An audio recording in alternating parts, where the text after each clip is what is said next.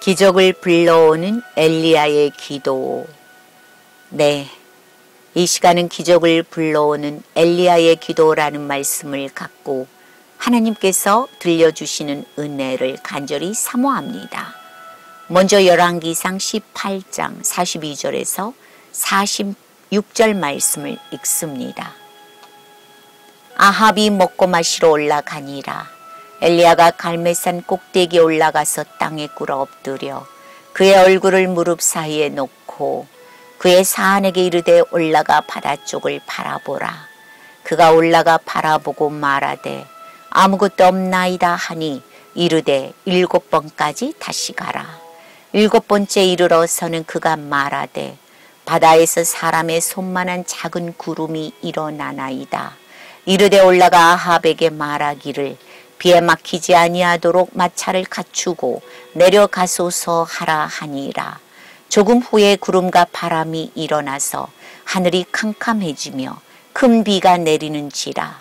아합이 마차를 타고 이스라엘로 가니 여호와의 능력이 엘리야에게 임하매 그가 허리를 동이고 이스라엘로 들어가는 것까지 아합 앞에서 달려갔더라. 아멘. 하나님의 말씀이십니다. 이 시간은 기적을 불러오는 엘리야의 기도라는 주제를 갖고 하나님께서 부어주시는 은혜를 간절히 소망합니다. 엘리야는 길르앗의 디셉 사람이며 북이스라엘의 탁월한 선지자였습니다. 오므리의 아들 아합이 시돈 사람의 왕 옛 바알의 딸 이세벨을 아내로 삼고 바알을 섬기기 위하여 우상의 제단을 쌓습니다.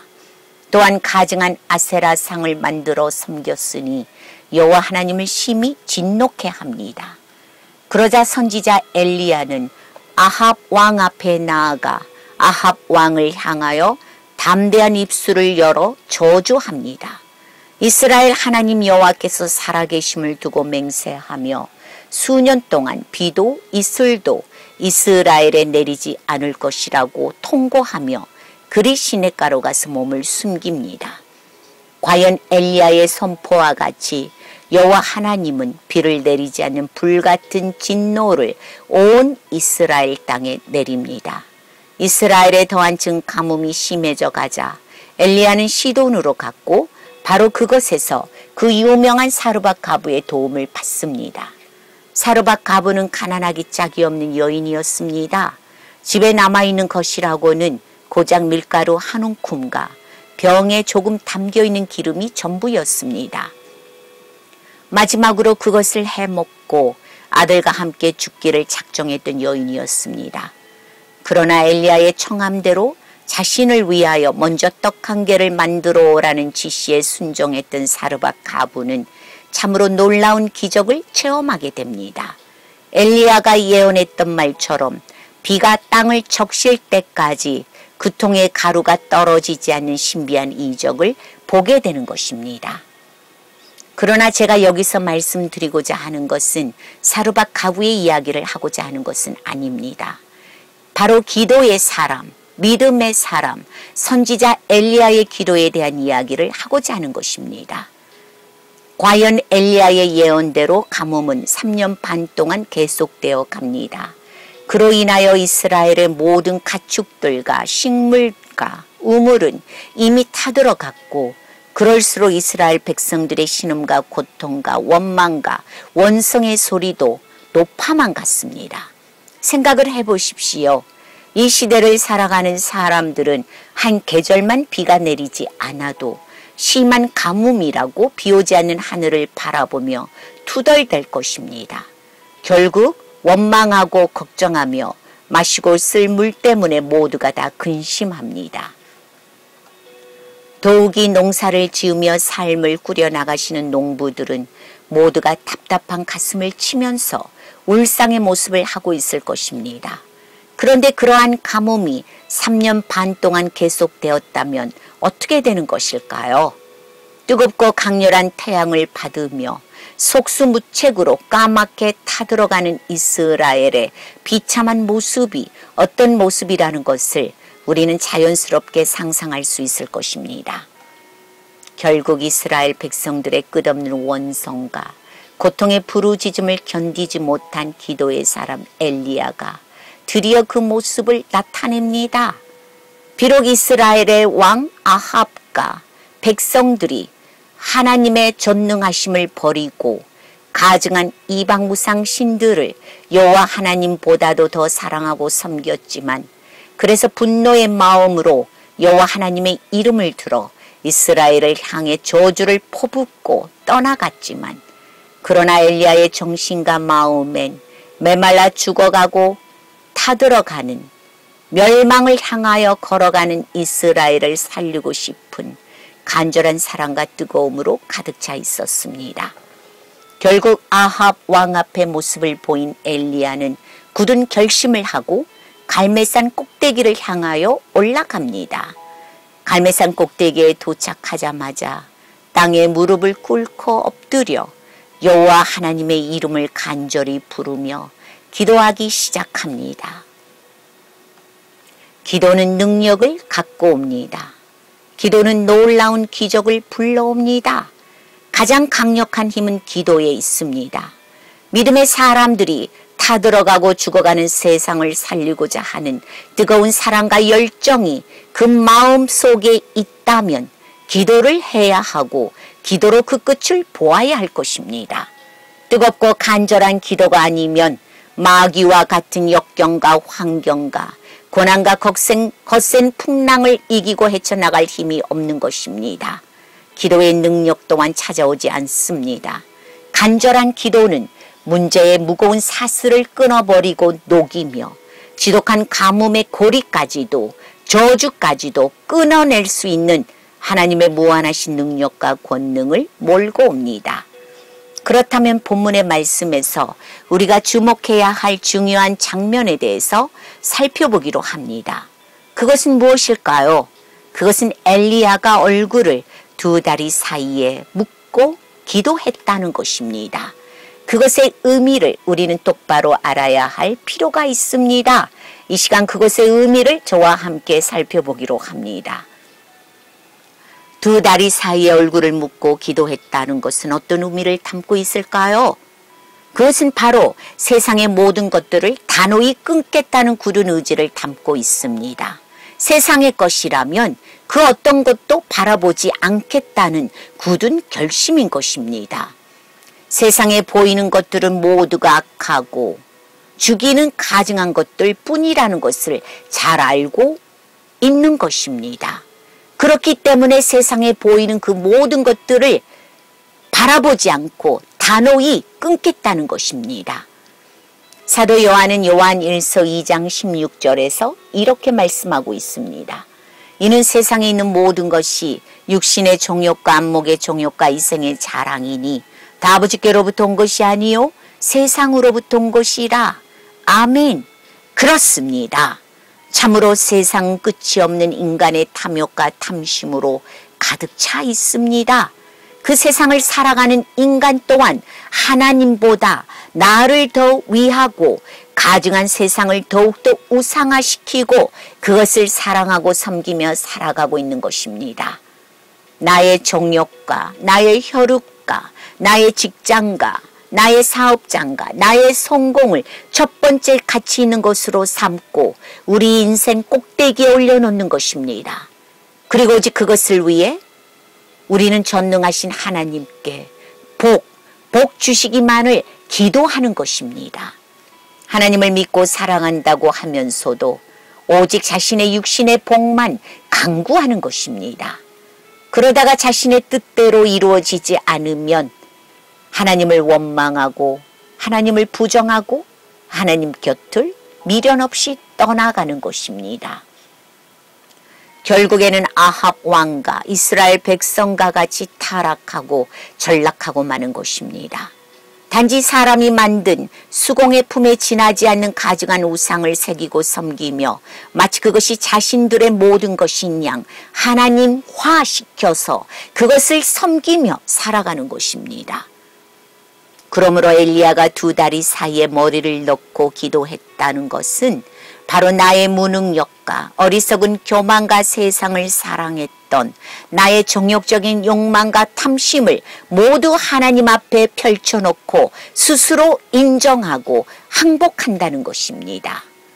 세상에서 보여주고 끌어안고 있는 그 모든 악한 죄의 모습에서 단호히 끊고 나와 오직 여호와 하나님의 얼굴만을 바라보겠다는 굳은 의지인 것입니다.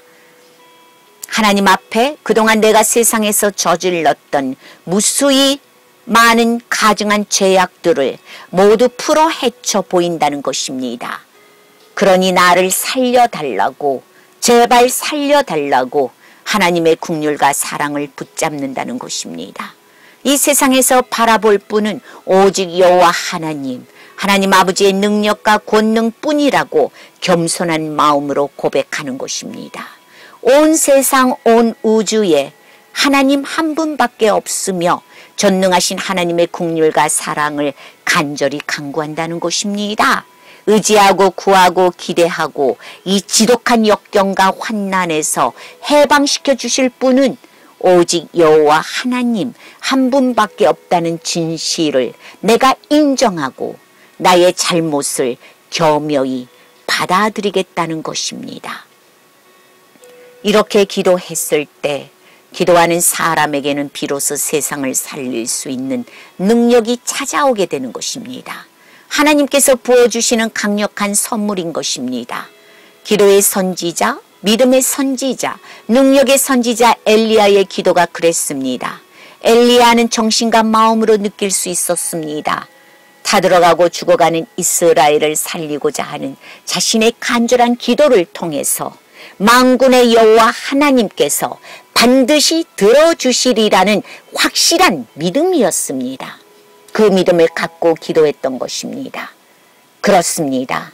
오직 여호와 하나님만을 바라보며 믿음으로 간절히 기도를 올려드리는 자는 하나님께서 들려주시는 내밀한 음성을 듣게 됩니다. 남들은 도저히 알아들을 수 없는 하늘에서 내려오는 신령한 음성입니다. 어느 누구도 볼 수 없는 것들을 바라볼 수 있는 영의 눈이 떠집니다. 어느 누구도 깨달을 수 없는 진실의 것들을 깨달을 수 있는 영의 귀가 활짝 열려집니다. 그 누구도 깨달을 수 없는 하늘의 신령한 계시와 찬란한 지혜가 기도하는 자의 영과 정신과 마음을 울리며 뜨겁게 덮쳐오는 것입니다. 바로 거룩하신 성령의 역사인 것입니다. 기도는 내 영혼의 깊은 곳에서 성령 하나님께서 들려주시는 소리를 낱낱이 캐치하는 민감한 영적 안테나 역할을 해줍니다. 영적 안테나는 하나님의 놀라우신 말씀을 깨달을 수 있는 내면의 강한 능력을 갖출 수 있도록 하나하나 준비시켜 나가십니다.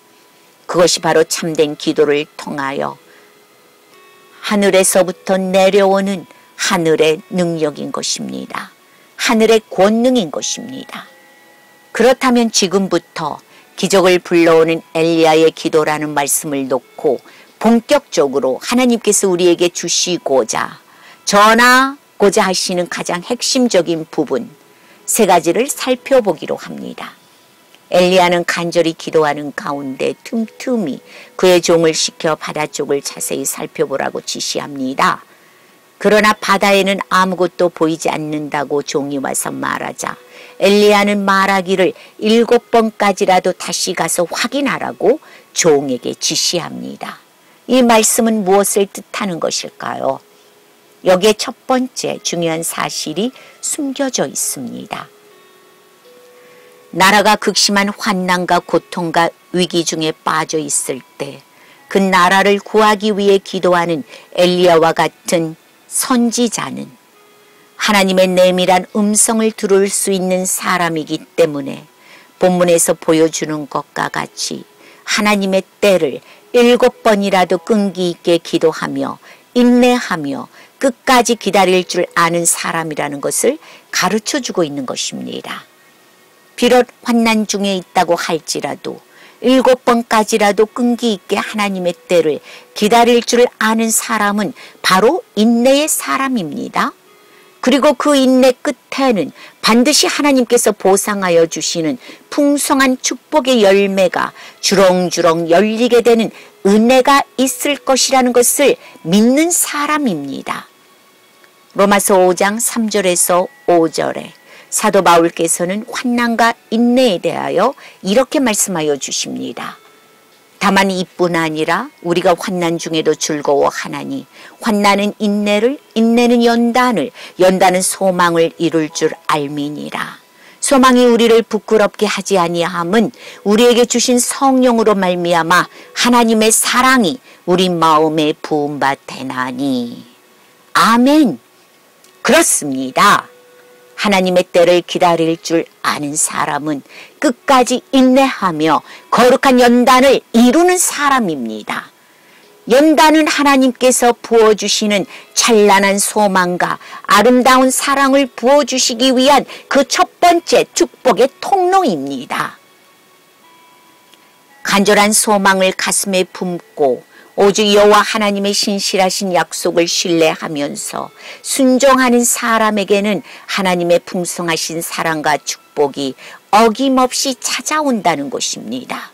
비록 환난 중이라고 할지라도 끈기 있게 기도하며 나갈 때 기도의 사람은 마침내 귀중한 연단의 열매를 쌓게 되는 것입니다. 연단은 오직 환난 중에 쌓게 되는 귀중한 천국의 상급이 되어줍니다. 또한 연단은 성부 하나님과 성자들의 성품이신 겸손한 인격으로 성화되어 가는 첫 번째 지름길이기도 합니다. 이 연단은 마태복음 7장에 기록되어 있는 진주보와 못지않는 거룩한 가치가 있는 것입니다. 이 귀중한 연단을 통해서 하나님의 기적의 열매를 맺는 눈부신 축복이 기도하는 사명자에게 폭포수처럼 부어진다는 명백한 사실을 보여주고 있는 것입니다. 그렇게 인내하고 기다리며 열심히 간절히 부르짖으며 기도하는 중에 엘리야의 종이 와서 알립니다. 마침내 바다 끝에 사람의 손바닥만한 구름이 일어났다는 것입니다. 그러자 엘리야는 곧바로 사람을 시켜 산 중턱에서 생명의 비를 목 빠지게 기다리고 있는 아합 왕에게 알립니다. 곧 세찬 소낙비가 쏟아질 것이니 왕의 마차가 쏟아지는 비에 막히지 않도록 빨리 내려가라고 전하는 것입니다. 바로 여기에 두 번째 중요한 사실이 숨겨져 있습니다. 부르짖으며 간절히 기도하는 주의 사람은 그 삶에서 역경과 고난을 만날 때 지극히 작은 가능성을 보고서도 곧 거대한 축복이 소낙비처럼 쏟아 부어진다는 것을 미리 예측하고 바라볼 줄 안다는 것입니다. 곧 하나님으로부터 거대한 축복의 물결이 도도하게 밀려오리라는 것을 선지자적인 해안의 눈을 갖추고 바라본다는 것입니다. 세상의 것을 바라보지 않고 오직 하나님의 얼굴만을 바라보며 간절히 기도할 때 비로소 손바닥만한 응답이 찾아온다는 것입니다. 그러나 그 손바닥만한 응답은 곧 거대한 축복의 화답이 되어서 찾아온다는 것이죠. 하나님의 사람은 그것을 빨리 캐치하고 바라볼 줄 아는 것입니다. 나의 무지함과 연약함과 절망스러운 환경까지도 모두 저 멀리 내던져 버렸을 때 비로소 찬란한 기적으로 눈부시게 승화시켜 나가시는 하나님의 능력을 불러온다는 것입니다. 그 축복의 능력이 있어야 비로소 주의 종들은 죽어가는 다른 영혼들을 살릴 수 있는 것입니다. 또한 세상을 살릴 수 있는 생명의 사람이 되는 것입니다. 위대한 선지자 엘리야와 같은 사명자는 오늘도 하나님의 기적을 꿈꿉니다. 믿음의 눈으로 없는 것을 있는 것처럼 바라보며 기도하고 끊임없이 부르짖으며 끈기 있게 앞으로 전진하며 나아가는 것입니다. 히브리서 11장 1절 믿음에 대하여 이렇게 말씀하고 있습니다. 믿음은 바라는 것들의 실상이요 보이지 않는 것들의 증거니 그렇습니다. 기도하는 사명자는 손바닥만한 구름을 바라보고서도 작다고 그것을 비웃거나 멸시하거나 무시하지 않습니다. 오히려 매시간 그것의 믿음으로 소망과 꿈을 불어넣어 더욱더 크게 키워나가는 것입니다. 결국 그것들은 거대한 믿음의 산, 기적의 찬란한 산을 구축해가는 것입니다. 마침내 곧 창대하고 복된 은혜의 소낙비가 풍성하게 쏟아질 것이라는 것을 예견하고 그것을 믿음으로 상상하며 미리 바라보고 가는 것이죠. 때때로 우리는 우리의 삶 가운데 닥치는 우리도 알 수 없는 큰 환난 속으로 빠져들어가게 되고 그것에서 쉽게 무너지고 절망합니다. 우리의 힘으로는 도저히 이겨나갈 수 없는 힘든 고통이라고 원망하고 한탄하고 울부짖으면서 허우적댈 때가 너무도 많이 있습니다. 그렇게 고통과 환난 중에 있는 우리에게 또다시 닥쳐오는 것은 우리를 위로하는 것이 아닌 오히려 비웃고 멸시하는 사악한 마귀의 야멸찬 것들 뿐입니다. 어쩌면 우리 안에 자리 잡고 있는 정욕적인 욕망을 다 채워줄 수 없는 것이기에 우리는 손바닥만한 구름을 바라보고 작다고 미리 얕보고 미리 실망하고 괜히 분노하고 저주하고 원통해 하다가 그래서 스스로 포기하고 좌절하는 것인지도 모릅니다. 세상 모든 사람들이 큰 것만을 바라보고 가기 때문입니다. 큰 것만이 우리들의 정욕을 채워줄 수 있고 만족시켜줄 수 있는 것이기에 오직 큰 것만 바라보고 큰 것만 차지하기를 원하는 것입니다. 그렇기에 손바닥만한 구름 같은 것은 눈에 들어오지도 않는 것입니다. 그러나 하나님께서 부어주시는 은혜의 기적은 단지 교만한 우리의 정욕을 채워주기 위해서 존재하는 것이 아니다라는 사실을 반드시 알아야 합니다. 또 우리가 달라는 대로 부어주는 것도 아니라는 것을 우리는 겸허한 마음으로 깨닫고 그것을 받아들여야 하는 것입니다. 하나님을 향해 있는 우리의 신실하고 올곧은 믿음과 함께 우리 안에 살아서 역사하여 주시는 성자 예수님과 같은 낮은 자의 겸손한 마음과 온유와 사랑을 따라 주님의 사랑을 온전하게 실천하게 될 때 하나님의 마음도 거기에 맞게 동요하고 움직이고 거룩하게 역사하여 주시는 것입니다. 그러므로 하나님의 기적을 바라보고 가는 주의 종들에겐 항상 많은 고통과 시련이 따라 붙는 것은 어쩌면 자명한 일일 것입니다. 그러나 믿음의 사람들은 결코 두려워해서는 안 됩니다. 시련과 고난과 역경을 견디지 않고서는 귀중한 연단을 쌓을 수 없기 때문입니다. 결코 하나님의 마음에 합당하고 단단한 도구로 단련될 수 없다는 것을 또한 우리는 알아야 하는 것입니다. 성숙한 주의 종 또한 될 수 없습니다. 성숙한 주의 종은 폭풍우와 눈바람이 불어와서 싫다고 그 길을 피해가는 것이 아닌 도리어 그 환난을 꼭 끌어안고 가는 사람입니다. 오늘 피해간다고 해서 영원히 비켜갈 수 없는 것이기 때문입니다. 언젠가는 그 환난은 거대한 폭풍을 몰고 현실 가운데, 환경 가운데 반드시 닥치게 되어 있기 때문입니다. 그러므로 장성한 겨자 나무만이 환난과 고통의 세찬 바람을 맞는 것입니다. 그러나 환난의 세찬 바람을 받으면 받을수록 고통의 비를 맞으면 맞을수록 더욱더 깊은 땅속에 뿌리를 내리며 강건해 가는 것입니다.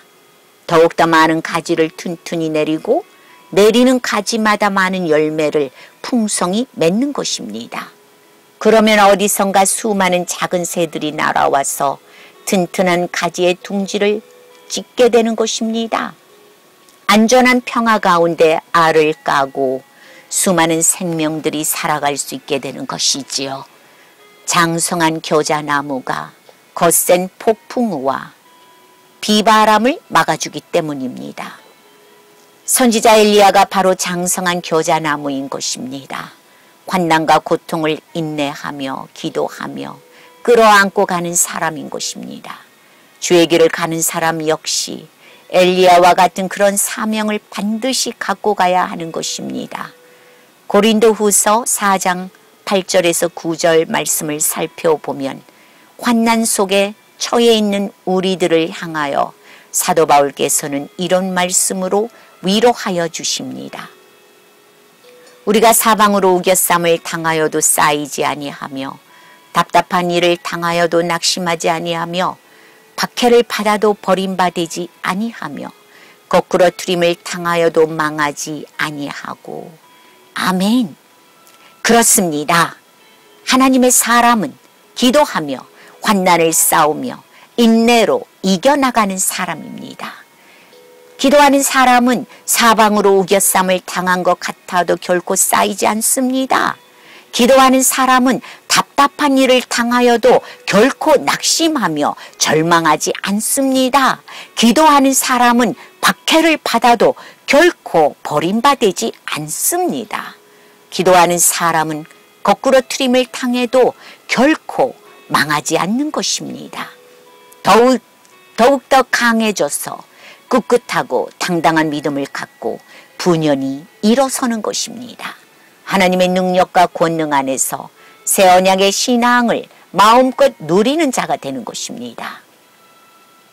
엘리야처럼 환난 가운데서 하나님을 향하여 간절히 드리는 믿음의 기도야말로 능력 있는 기도가 되어 여호와 하나님의 마음을 기적으로 움직일 수 있는 은혜의 원동력이 되어주는 것입니다.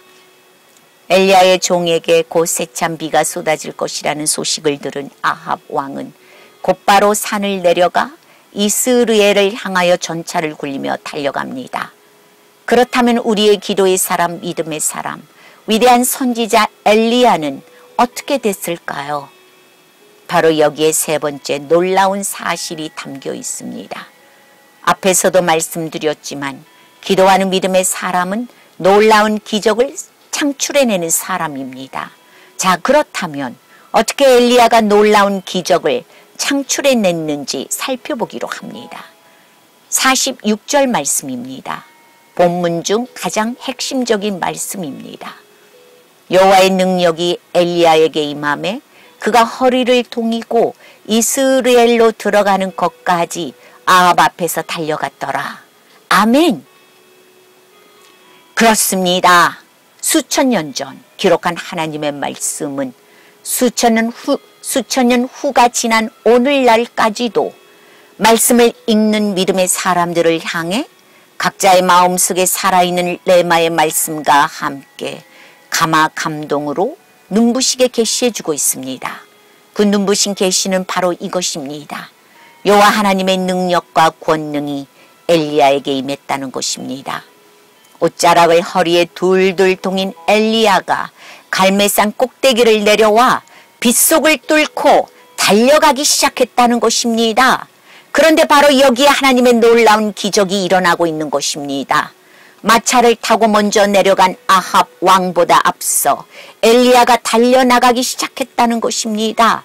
그 광경은 참으로 기적이라고 밖에 말할 수 없는 광경입니다.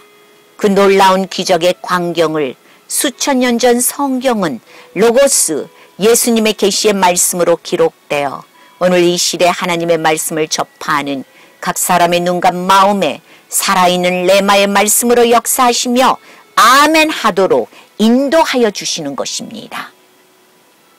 말씀을 읽는 각자의 심령판 안에 깊숙이 새겨주고 소낙비와 같은 눈부신 은혜를 그 안에 풍성히 쏟아붓고 있는 것입니다. 자, 그렇다면 다시 한번 우리 모두 함께 상상의 눈으로 그 놀라운 광경을 자세히 바라보도록 합니다. 세차게 쏟아지는 빗속을 뚫고 말이 신나게 달리는 마차를 타고 달려가는 아합 왕이 있습니다. 마차를 달리는 것은 아합 왕이 아니고 튼튼하고 날렵한 말이 달리고 있는 것입니다. 그것도 여러 마리 함께 마차를 끌고 달리고 있는 것을 우리는 볼 수 있을 것입니다. 그런데 그 앞에 옷자락으로 아무렇게나 허리를 둘둘 동인 초라한 엘리야가 자신의 두 다리를 이용하면서 힘차게 달려가고 있다는 것입니다. 그런데 말을 타고 달려가는 아합 왕은 초라한 맨발과 다리를 사용하면서 힘차게 달려나가는 엘리야의 발걸음을 도저히 따라잡을 수 없다는 놀라운 사실을 우리는 보고 있는 것입니다. 46절 말씀을 다시 봅니다. 여호와의 능력이 엘리야에게 임함에 그가 허리를 동이고 이스라엘로 들어가는 것까지 아합 앞에서 달려갔더라. 아멘. 그렇습니다. 갈멜산 중턱에서 밥 먹고 놀면서 한가롭게 비를 기다리고 있었던 아합 왕과는 달리 갈멜산 꼭대기에서 비를 내려달라고 여호와 하나님을 향하여 간절히 부르짖으며 기도했던 엘리야는 당연히 밥도 먹지 않고 금식하며 기도했을 것입니다. 당연히 물도 제대로 마실 수 없었을 것입니다. 그러므로 육체는 이미 고갈될 대로 고갈되었을 것입니다. 그러나 그럼에도 불구하고 위대한 하나님의 권능은 엘리야에게 능력으로 임하셨고 도저히 믿을 수 없는 놀라운 기적의 사건을 그 당시는 물론이고 수천 년 후 오늘을 살아가고 있는 이 시대 믿음의 영혼들을 향해 확연히 보여주고 가르쳐주고 있는 것입니다. 선지자 엘리야의 다리가 말이 끄는 마차를 타고 달리는 아합 왕보다 먼저 이스라엘에 도착하게 되었다는 놀라운 사실을 우리는 보고 있는 것입니다. 여호와 하나님의 눈부신 승리와 찬란한 기적의 영광을 극명하게 보여주고 있는 것이죠. 주님을 사랑하는 여러분, 참으로 그 광경은 대조되는 것이 아닙니까? 가슴 뭉클한 뜨거운 광경으로 우리의 눈과 가슴에 성큼 다가오지 않습니까? 마치 멋진 영화 속에 나오는 신나고 통쾌한 광경처럼 가슴 속에서부터 올라오는 뜨거운 희열이 느껴지지 않습니까? 왜 그렇습니까? 무엇 때문입니까? 우리는 그 놀라운 광경에서 여호와 하나님의 능력과 권능을 찾아볼 수 있기 때문입니다. 엘리야를 향하시는 하나님의 사랑과 은혜를 확연히 찾아볼 수 있기 때문입니다. 마차를 타고 달려가는 아합 왕과 피곤한 두 다리를 사용하면서 달려가는 엘리야, 어느 것이 더 능력이 있는 것입니까?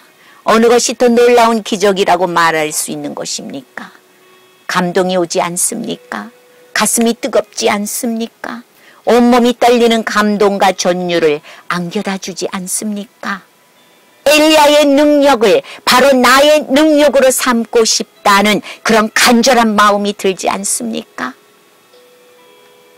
하나님을 사랑하고 천국을 향해 열심히 정진하며 나아가시는 믿음의 영혼들께 위대한 선지자 엘리야에게 임했던 여호와 하나님의 놀라우신 기적과 능력이 이 시간 이후부터 언제나 항상 함께 하시기를 예수님의 이름으로 간절히 축복하고 축원드립니다.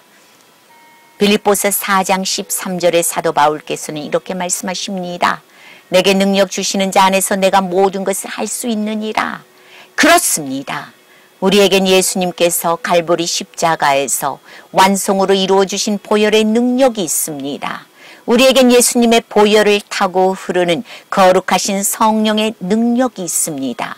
그러므로 믿음의 영혼들은 못할 것이 없는 것입니다. 예수님의 보혈의 능력을 이 시간 간구하십시오. 예수님의 이름의 권세를 이 시간 간구하십시오. 거룩하신 성령의 능력을 이 시간 간구하십시오. 하나님을 사랑하고 주님의 거룩한 여정의 길을 걸어가시는 믿음의 영혼들께 비록 손바닥만한 작은 구름의 응답이라고 할지라도 무시하지 마시고 비웃지 마시고 그냥 지나치지 마시라고 이 시간 간절한 마음으로 부탁드립니다. 그것에 꿈과 소망을 불어넣어 선지자적인 성견을 담아 기적을 바라보고 가는 사람, 기적을 불러오는 하나님의 능력의 사람, 거룩한 사람들이 되어야 하는 것입니다. 부디 하나님적인 거룩한 꿈과 사명으로 크게 확장시켜 나가시는 주님의 거룩하신 믿음의 영혼들이 되시기를 간절히 소망하고 축복합니다. 그렇게 됐을 때 마침내 놀라운 기적을 불러오는 위대한 선지자 엘리야와 같은 능력 있는 믿음의 영혼들이 되신다는 것을 저는 굳게 믿습니다. 이 영상을 대하시는 모든 분들께 주님의 거룩하신 사랑과 은혜가 풍성히 임하시기를 예수 그리스도 이름으로 간절히 축복하고 축원드립니다. 모든 승리와 영광을 성삼위일체이신 하나님께 감사하는 마음으로 올려드립니다. 부디 주 안에서 강건하시고 항상 평안하십시오. 토투스 투스 아고썸